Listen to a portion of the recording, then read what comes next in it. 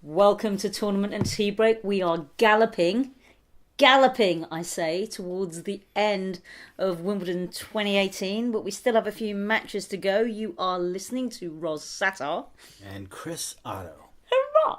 Okay, so it was a strange day, wasn't it? Who were we going to start with? I thought we talked about starting with the men, though the women are on my mind.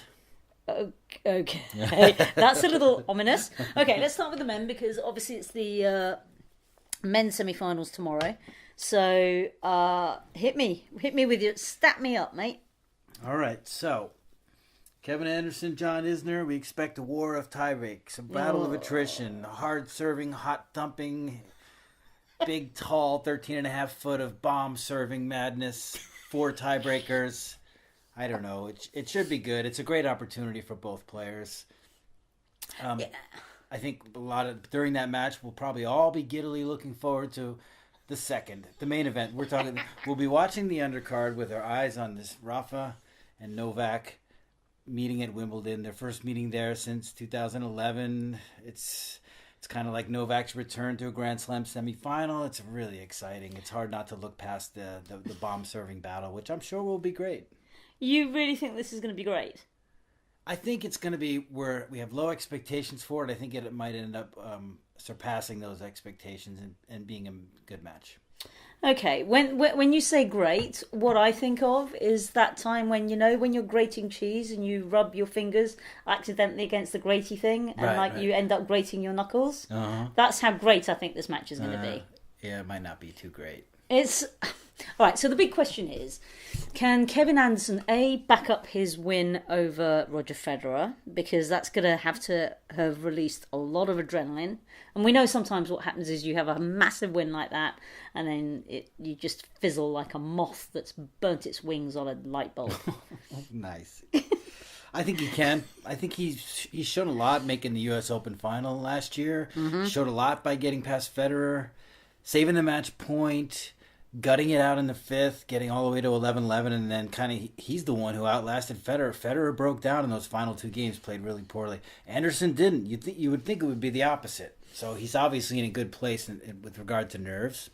So I got him tabbed as a slight favorite. How about you? I have him definitely the favorite. He's got the experience of playing at this level. It was all very new to him when he played at the US Open, and then as we saw, he just capitulated to Rafael Nadal. I think this is going to give him a lot more confidence. Grass obviously suits that kind of game.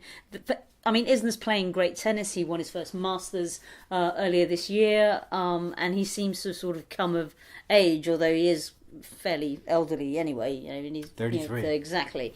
Even though he has that baby-faced, goofy look about him.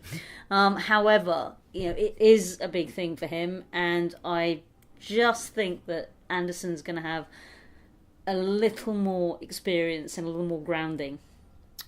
Yeah, look, Isner's been playing awesome. Best tennis of his life by far.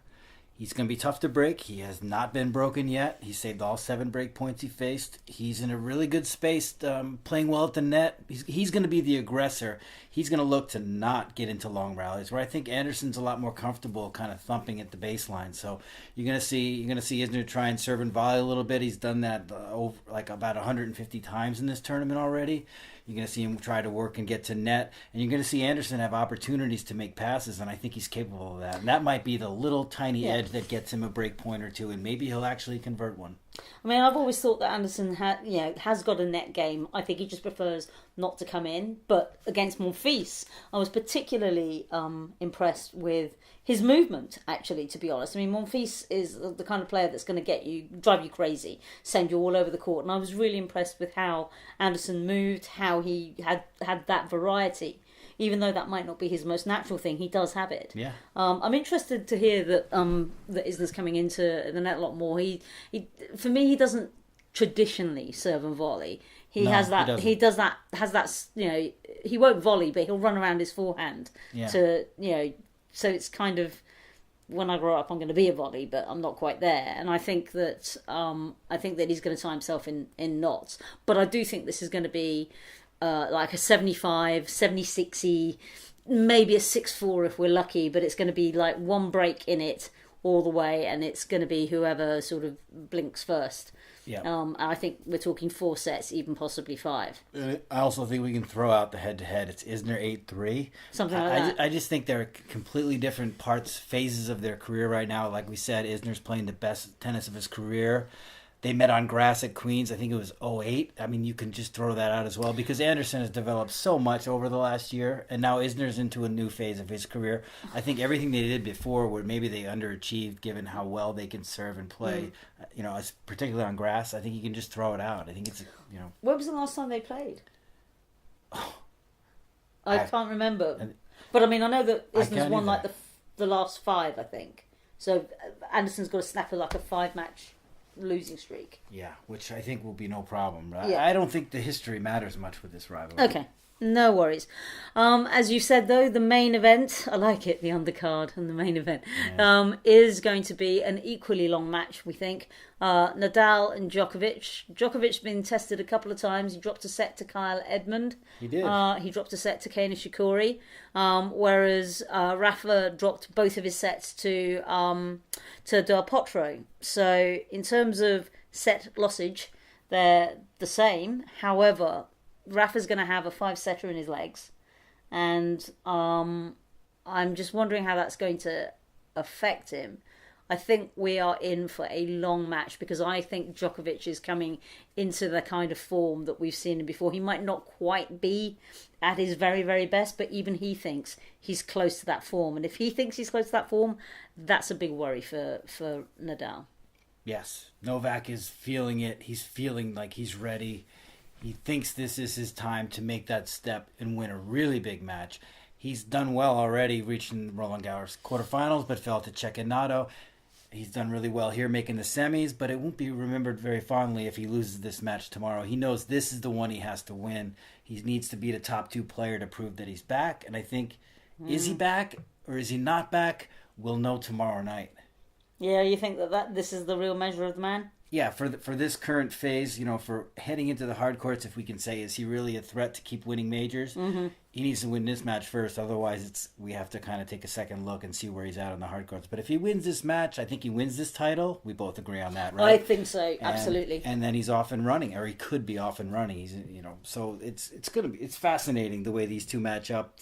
We know about this rivalry. This is the 52nd time they're gonna play. They've met 13 times at the majors, and Nadal has had the upper hand. I don't know offhand how many of those were on clay, but nobody has beaten Djokovic more at the majors than Nadal. That's 9 times. Wow. But nobody has beaten Nadal more at the majors than Djokovic. Those 4 times. Nole 11-3 in the last 14. But again, this is similar to the last match we talked about. A lot of their matches aren't really recent, and they bet on clay. And Djokovic wasn't the same player when they met in Rome even a month and a half ago. So brand new ball game here. These two guys on grass. It's kind of, I think it's the perfect surface for them to meet. It's kind of interesting. It's sort of a neutral surface where I think Nadal would still be able to beat Djokovic on hard or on clay right now, but on grass, I'm not too sure. I really like Novak's game on grass. It's very nuanced. His returns are excellent, which you need on the surface. And like we said, he's getting better with each match at this point. In terms of sets, how many sets would you give? How many sets do you think this is going to go? 4 or 5 for sure. Okay. Yeah, I agree. Can't see a straight setter. These guys are. I think they're going to be.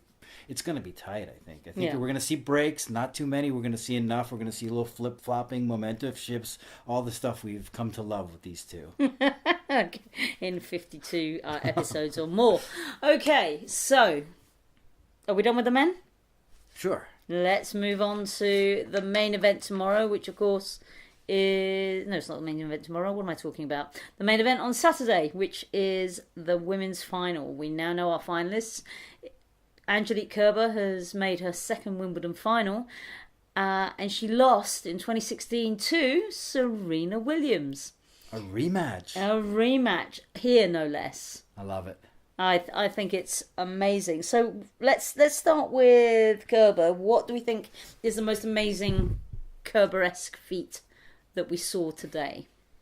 Just how stingy she is. You mentioned patience. The way she was able to just in her first meeting with Ostapenko She was calm. She was poised. She executed a game plan. She made Ostapenko struggle early. She didn't need to do much after a while because I think she knew, like, hey, I'm in good shape. Ostapenko is not hitting the ball all that clean and missing a lot, and she just held her ground and she won easily. Yeah, I was surprised. We thought that this was going to be a three-setter for sure. She came out swinging where we thought that Ostapenko would be... Well, I mean, Ostapenko was swinging, swinging for the back fence a lot and hitting the back fence a lot. And the frustration really began to show in the second set for Ostapenko. It did. She really... I mean, she was yelling at herself. I don't think I've ever really seen her that annoyed. And she said it in press. She said that she was being rushed and she couldn't set up for her shots. She was being pressured, and she just made mistake after mistake after mistake. I mean, if Kerber can play like that on Saturday, then we're in for a treat. Yeah, I like the way Angelique Kerber played. I like the way she served. I like the way she moved the ball around, and then the way she made Ostapenko work by staying in rallies. Pushing it to another stroke, and then she just broke her down. It's beautiful, and I think she has the capability of doing it against Serena as well. Absolutely. I think much like the Australian Open, if she gets that first set, then it's going to force a three-setter if Serena wants to have a chance of winning. And I think if Angie takes it to 3 sets, it's hers. I think she has the advantage in terms of the stamina will be on her side right Correct. now. She's the fitter athlete. Serena's still working her way back into tip-top shape. Serena obviously has the power and the serve, but Kerber has all the tools to counter those. I think this is going to be a fascinating matchup. I think it should be a lot closer. It was close already in 2016, as we talked about earlier. It wasn't a blowout. It wasn't a one-sided match, and yet there was a feeling that it was inevitable that Serena was going to win throughout that match, and she did win.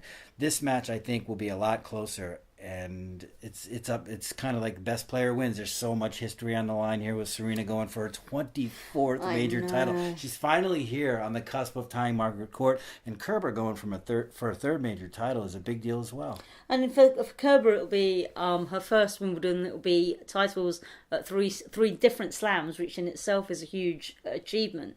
But I mean, I'm torn. I'm genuinely torn. I don't know whether I want Kerber to get that, or I don't know what I want more, Kerber or Serena, to be that close. But she said something very interesting, press, when you raised it with her, that in the past we've seen her tie herself in knots when she got to 18 to equal the greats, when she got to 20, when she got to 22. Yep. They took ages for her to get over the hump for those.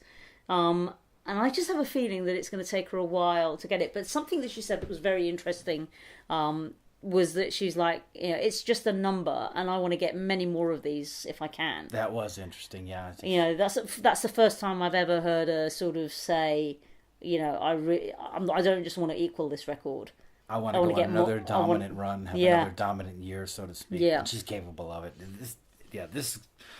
It's very exciting, this match. I'm just like... I'm so excited. It's easy to just look ahead and want it to happen right now. I wish they would play it tonight. I'd go back to the grounds. Would you? I'd be really peeved because I haven't done like the preview and I haven't done the by the numbers. So I'd prefer it to wait just a little bit. Kerber's one of the 5 players that have beaten Williams in a Grand Slam final. It's one of the most difficult things in tennis to do. Yeah, she has that in her pocket. That will give her confidence as well. Of course, this is Williams. This is her territory. 7 Wimbledon titles, going for her 8th. Not an easy place to beat her at. No, I think we're in for a corker. I don't think this is going to be a Kvitova Bouchard type scenario where it's a complete whitewash at all. I think, given all the doom and gloom by Manic Monday when all the top 10 seeds are gone, ironically, Kerber is the highest seed standing at number 11. Yep. And I think there's an element of poetic justice that Serena, who was given a seeding under pressure, and Kerber, who is the highest seed standing, are the two that are left to contest it. They found their way through, and we have a top-notch final through Absolutely. all of that. Let me ask you this. You were talking about Serena serving earlier. How well is she serving? Can she serve better? And will that shot be the shot that wins this final? Well, she's hitting 120 already now, and that's after that pectoral muscle injury that took her out of Roland Garros. And she waited, I think it was the third or fourth round before she finally got up to that height. Mm-hmm. So, yeah, I think she's going to need that speed and that power to be working for her. If it isn't, she's going to be in a world of trouble with Angelique, because one thing that Penko said was that Kerber's serving had been really tricky for her. Now, one of my frustrations with Kerber has always been that she's never utilised that lefty serve. Right. She's always treated it as a way to start the point and never really taken full advantage of that lefty serve. It sounds like she's finally beginning to learn that is one of the weapons that nobody can take away from her. And she's going to put the pressure on Serena to have that 120 mile an hour serve consistent for 3 sets. Mm-hmm. 2 sets at the very least. I don't know that she can do that. Yeah, we'll have to wait and see. I think Serena really needs to get the free points if possible to avoid playing too much tennis from the baseline. I think, again, if it becomes a physical match, I think that Kerber gets an edge there. So Serena needs those free points. She needs a couple love holds, a couple quick service games, maybe get a lead in this match. And I think it's going to be important from the first ball. Everything's going to be crucial in this one. I'll tell you what really impressed me today was that all this tournament we've heard Kerber saying that I need to play more aggressive, I need to play my game, I need to be much more forceful. You know what worked today? Patience and defence, because she frustrated the living hell out of Ostapenko by being a wall. She could not get past Kerber, and I think we're going to see that. I think Kerber is beginning to realise that, I think maybe when she was with Torben, he was trying to tell her that, you have to play more aggressive to play these power players. I don't think she realises that actually that ability to switch between offence and defence is a skill in itself. Yeah. And she needs to not be scared to go back to her go-to and think that she's regressing if she goes back to being defensive, because her strength is she can run all day long. Yeah. All day long. And pressure points, it can be so effective when she gets that first ball, that second ball, that third ball back, and she's on defense in the rally, then suddenly she can shift to neutral, and then she's in good enough shape to then take her forehand down the line and win some of those points. It's real heartbreaker for an opponent. It was today for Ostapenko, who made 36 unforced against 30 winners. Wow. She just didn't have any answers. Yeah. And also the other thing that impressed me with Kerber is that this woman is getting as low as an earthworm on the grass. Yeah. I mean, geez, she was like literally right down on the grass, sniper style. And that's, with the best woman in the world, that's something that Serena's going to struggle to deal with. So, my bet is she'll take the first set, Serena will fight back, and it'll be close, and then if Kerber gets it to a third set, it's Kerber all day long. I have no idea. Are you looking at me because you want me to tell you what my prediction is? Because I think Serena's going to do it. You really do? I think she's been through this a lot, this chasing of history, and she's had her troubles. I think she's got another level that she's going to bring out tomorrow, and I think she's going to be like a bulldozer early. I think she's going to take the opener. So I'm kind of going the opposite direction. Yeah, but I worry about her going 3. I think she might have to do it in straights, and it's not going to be easy. No. I'm not really convinced about any pick I would make here. But that's what makes it so exciting. Yeah, and the thing that makes it lovely for me is that it doesn't matter. I love it when I could have either as a winner, and I wouldn't feel bad. For sure, they're both great talents. Yeah, I think it'll be worthy. It's going to be a heartbreaker for whoever loses, and I think it's going to be a worthy winner. Yeah. So we will join you after what is going to be a long, long day with the men's semi-finals. Let's see if we're right, and we're heading for a Djokovic Anderson Wimbledon final. Who would have picked that? Well, prior to the fortnight. I'll go back and check the prediction challenge, but nobody. No. A lot of, to be fair, quite a few people picked Djokovic, but I'm pretty sure that nobody had Anderson as a dark horse, seeded or otherwise. Yeah, and maybe tomorrow we can talk about the women's final again because it's a fun subject. It is a fun subject. You have, of course, been listening to Ros Satar from Britwatch Sports and Chris Oddo from Tennis Now. Bye bye. Bye bye.